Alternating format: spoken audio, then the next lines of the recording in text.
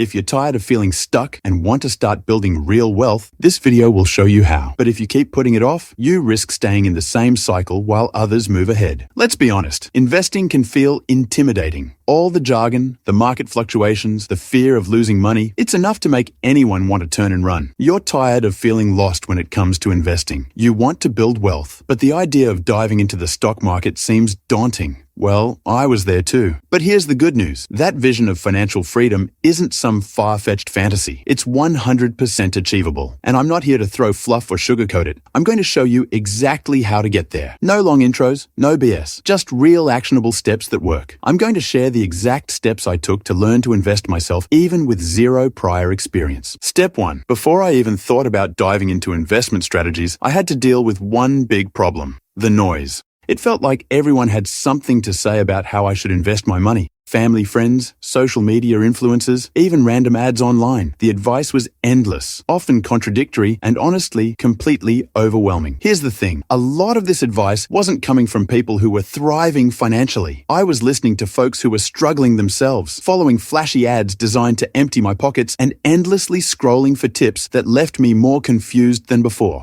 That was me a few years ago. Constantly seeking guidance but feeling stuck. I'd spend hours scrolling social media, asking for advice from people who didn't have their own finances sorted, and feeling like I was going in circles. Then one day, I decided to hit pause. No more distractions, no more outside opinions. I needed to tune everything out and focus. At first, the silence felt strange. I was so used to all the chatter. But slowly, I started asking myself the questions that mattered. What do I really want in life? What role do I want investing to play in my life? Am I working toward financial freedom or just trying to keep up with everyone else? What does success look like for me? And how can investing help me get there? Am I willing to prioritize the long-term over short-term gratification? That was the turning point. I realized that true wealth isn't just about money. It's about aligning your investments with what matters most to you. This mindset shift was a game changer. It helped me ignore the noise, focus on my unique situation, and build an investment strategy that actually made sense for me.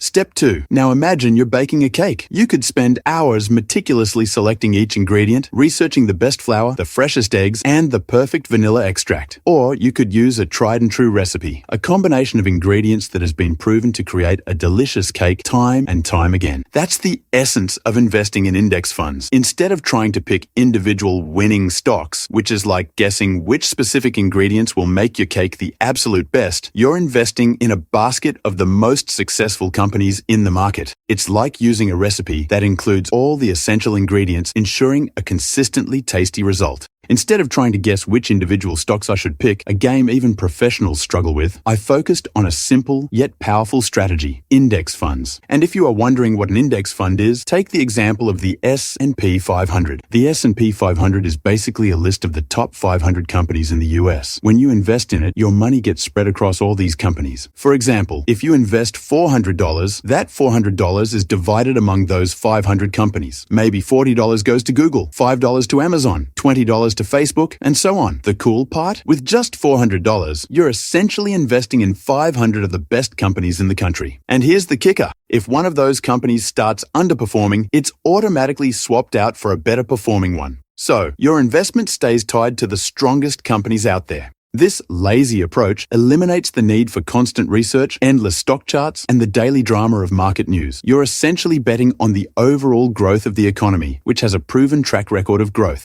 This was the second step in my lazy investing journey, a journey that has taught me that sometimes the simplest approach is the most effective. But now that you know the best way to start investing, you might ask, where and how can I buy stocks? And this is where the next step comes in. Step 3. Imagine having a personal assistant who handles all your chores, laundry, grocery shopping, even paying your bills. That's the power of automating your investments. To do this, you'll need a brokerage account. Think of it like a special bank account just for your investments. Before online brokerages, people had to go through stockbrokers, professionals who handled buying and selling stocks for them. These brokers often worked at banks or independent firms and typically charged high fees for their services. Today, the process is much simpler. With online brokerages, you can open an account in just a few minutes with a few clicks, giving you direct access to the stock market without needing a middleman. It is pretty easy, and most online brokers have simple sign-up processes. You'll provide some basic information about yourself, and in many cases, you can even open an account and fund it right from your phone. Once you have your account, you can set up automatic investments. It's like scheduling a recurring payment for your favorite streaming service, but instead, you're automatically investing a set amount of money each month. So, no more remembering to log in, no more manual transfers, no more excuses. It's truly a set-it-and-forget-it approach to building wealth. I use Interactive Brokers as my brokerage, and I buy and sell stocks there. Of course, there are many other online brokerages you can choose from, but if you are interested in the one I use, I'll leave a link in the description down below.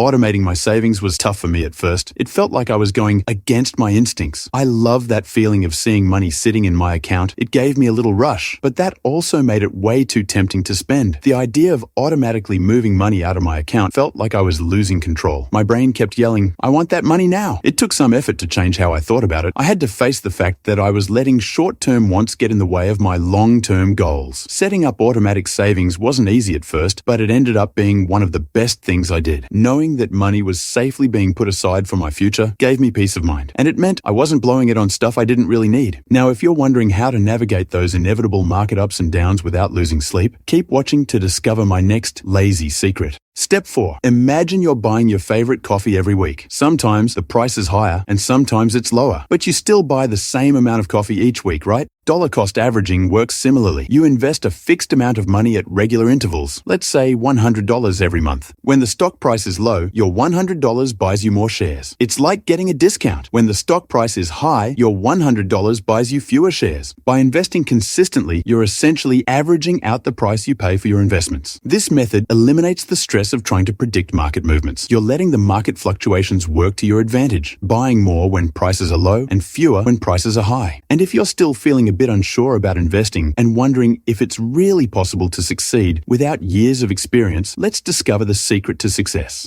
Step 5. Let's be honest, the stock market can be a bit of a roller coaster. It goes up, it goes down, and sometimes it feels like you're on a wild ride. The key to success is to remember that this is a long-term game. Think decades, not days or weeks. Just like the seasons change, the market goes through cycles. There will be times when things are booming and times when things feel uncertain. It's crucial to maintain a strong mindset during these market downturns. People might laugh at you for investing, call you crazy, or try to discourage you. But remember, your financial journey is unique to you. Tune out the noise and listen to your own inner compass. The only voice that truly matters is your own. History has consistently shown that market downturns are temporary. The market has bounced back from tough times like the Great Depression and the dot-com crash. Those moments were hard, no doubt, but the market always recovered and kept growing over the long run. So, the next time the market takes a dip, remember the lessons of history. Stay calm, ride out the storm, and keep your eyes on your long-term financial goals. Step 6. Just like any skill, investing is a journey of continuous learning. You don't need to become a Wall Street expert overnight. The lazy way to keep learning is to make it simple and enjoyable. Think of it like expanding your knowledge about a hobby you enjoy. You might read a few articles in a magazine, listen to a podcast while you're commuting, or watch a short documentary. Focus on the basics, understand the key concepts, and avoid getting bogged down in complex jargon or overly complicated trading strategies. Think of it like learning to cook. You don't need to master every technique to enjoy a delicious meal. You can start with simple recipes, gradually learn new skills, and enjoy the process. But here's the key: learning by doing. The most valuable lessons came from actually starting to invest, even with a small amount of money. I remember starting with just $10. It wasn't much, but it allowed me to experience the market firsthand. I made some mistakes along the way, of course. I learned firsthand the importance of research and the risks involved. But those early experiences were invaluable. I learned from my mistakes, saved up more money, and gradually refined my approach. Seeing my investments grow, even in small increments, was incredibly rewarding and fueled my desire to learn more. This hands-on experience solidified my knowledge and boosted my confidence. Tracking my progress, even in a simple spreadsheet, helped me understand how my investments were growing over time and reinforced the importance of long-term thinking. Earlier in the video, we talked about the ups and downs of the market and the importance of staying focused on the long term. Now, if you're feeling ready to take the next step and dive deeper, you'll want to make sure you understand the stock market terms and investing strategies I covered in my previous video. Knowing the lingo and having a strategy in place can really help you ride out the roller coaster and make smarter moves with your money. So, if you haven't checked it out yet, I highly recommend giving it a watch.